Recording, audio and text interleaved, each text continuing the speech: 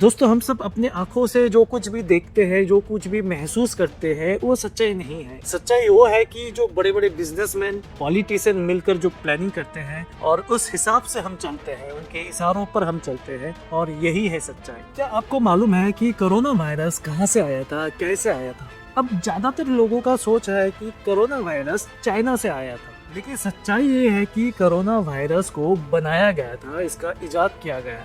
दुनिया भर के बड़े बड़े जो बिजनेसमैन हैं, उन सब ने मिलकर इस वायरस का इजाद किया, और इसकी जो सच्चाई है ये आपको एप्स्टीन फाइल के अंदर मिल जाएगा, जहाँ पर इस तरह का वायरस के बारे में डिस्कस किया गया है कि एक ऐसा वायरस बनाया जाएगा जिससे लाखों करोड़ों लोगों का मौत हो। पॉपुलेशन को कंट्रोल करने के लिए इस तरह का वायरस बनाया गया था। आज अमेरिका, इजराइल और ईरान के बीच में जो लड़ाई हो रहा है, इसका प्लानिंग लगभग 1 साल पहले ही तय हो चुका था। और सिर्फ इस लड़ाई की बात नहीं है, 2017-18 में डिसाइड हो गया था कि 2027 में वर्ल्ड वॉर 3 होगा, जो आपको एप्स्टीन फाइल के अंदर मिल जाएगा। आज एक ऐसा दवाई बनाया जा रहा है महिलाओं के लिए, खासकर महिलाओं के लिए, कि अगर उस महिलाओं को ड्रग दिया जाए तो वो महिला जिंदगी भर के लिए बांझ बन जाएगी, यानी कि वो प्रेग्नेंट नहीं हो पाएगी, कभी भी मां नहीं बन पाएगी। और इसका मेन रीजन है दुनिया का पॉपुलेशन कम करने के लिए। और ये सारे डिसाइड कौन कर रहा है? दुनिया के सबसे बड़े बड़े बिजनेसमैन ये सारी चीजें डिसाइड कर रहा है। कौन किस तरह से जिएगा, कौन कितना दिन तक जिएगा, कौन कब मरेगा, ये सारी चीजें डिसाइड होता है। कोरोना वायरस उसका जीता जागता उदाहरण है। अगर हम हमारे भारत के बारे में बात करें, हमारे इंडिया के बारे में बात करें, तो हर साल पेपर लीक होता है। और पेपर लीक कोई एक्सीडेंट नहीं है, ये हर साल प्री प्लान्ड तरीके से, पूरी प्लानिंग के साथ एग्जीक्यूट किया जाता है। लाखों करोड़ों स्टूडेंट से एग्जाम फी, एडमिशन फी और ना जाने ऐसे कितने फीस लेने के बाद जब आप एग्जाम देने जाओगे और उस टाइम पेपर लीक हो जाता है, और ये जानबूझकर करवाया जाता है, ये कोई गलती नहीं है। और रिसेंटली आपने देखा होगा कि एलपीजी गैस को लेकर कितना शॉर्टेज, और आज जैसे मैंने अपने ऐप से गैस सिलेंडर बुक करने की कोशिश किया, तो वहाँ पर दिखा रहा है आपके नाम से गैस ऑलरेडी बुक हो चुका है, जबकि मैंने बुक किया ही नहीं था, तब भी ऐप के अंदर शो हो रहा है कि आपके नाम से गैस बुक हो चुका है। और ये चीज सिर्फ मेरे साथ नहीं, हजारों लोगों के पास ऐसे मैसेज आया है कि आपके नाम से गैस बुक हो चुका है। अब सच्चाई ये है कि बुकिंग हो रहा है, आपके नाम पर जो गैस है वो बुकिंग हो रहा है, और 900 रुपए का, 1000 रुपए का गैस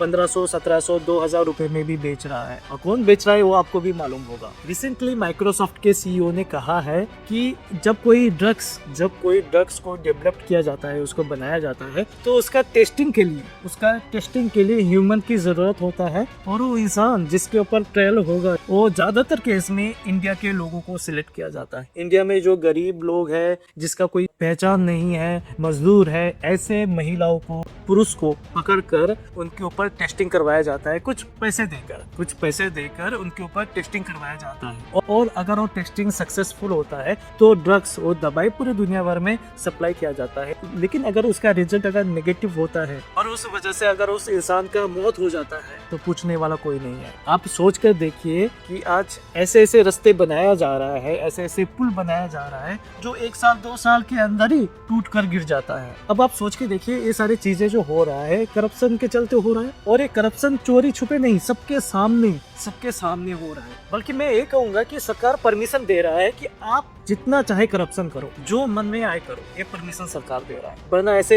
हालत कैसे हो सकती। अब आप सोच के देखिए, ये जो लड़ाई चल रहा है, ये सिर्फ 20 दिन हुआ है, और इसी 20 दिन के अंदर भारत का अपना खुद का एलपीजी गैस खत्म, ना के बराबर। जबकि भारत को अच्छी तरीके से मालूम है कि भारत एलपीजी गैस के मामले में पूरी तरह से दूसरे देशों के ऊपर डिपेंड है। जहाँ भारत का टोटल पॉपुलेशन 145 करोड़ से ज्यादा हो चुका है, तो एटलीस्ट भारत सरकार को मिनिमम 6 महीने का कैपेसिटी लेकर रखना चाहिए था। आज अगर ईरान बोल दे कि नहीं, मैं जहाज नहीं जाने दूंगा, तो क्या होगा? जितने भी स्कूल्स है, जितने भी हॉस्पिटल्स है, जितने भी रेस्टोरेंट है, सब कुछ बंद हो जाएगा। सरकारी दफ्तर हो या फिर प्राइवेट दफ्तर हो, लगभग 1 हफ्ते के अंदर सब कुछ बंद हो जाएगा। तो जब सरकार को पता है कि हम इस तरह से डिपेंडेंट हैं दूसरे देशों के ऊपर, तो सरकार को पहले से इसके बारे में प्लानिंग करना चाहिए था। और रिसेंटली आपने देखा होगा 2 महीने पहले जैसे एयरलाइंस के अंदर क्राइसिस आया था, इंडिगो एयरलाइंस ठप पड़ चुका था, और ये हुआ था मोनोपोली की वजह से, और जिसके चलते सरकार ने फिर 3 नए एयरलाइंस को ऐड।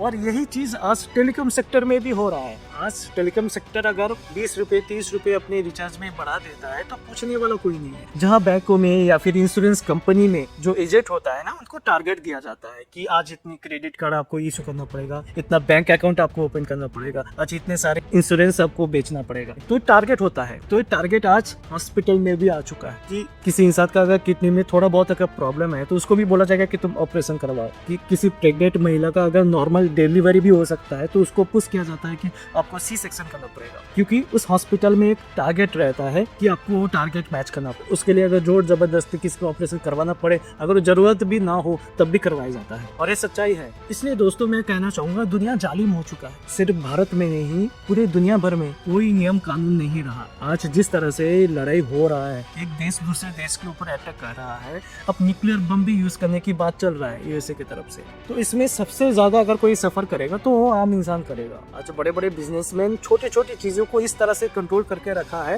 कि आप अपने हिसाब से जी ही नहीं सकते। क्या काम करेंगे, कितना दिन जिएंगे, क्या खाएंगे, कब मरेंगे, ये सारी चीजें कोई और डिसाइड करेगा। उनकी सोच के हिसाब से आपको चलना पड़ेगा। आपको क्या लगता है कि इस तरह का हालत सच में फ्यूचर में और भी ज्यादा बढ़ सकता है, या फिर इस तरह का हालत से कैसे निकल सकते हैं? आपका क्या राय है, आपका क्या सोच है, आप प्लीज कमेंट करके बताएं। और अगर आपको हमारा ये वीडियो अच्छा लगे तो इस चैनल को सब्सक्राइब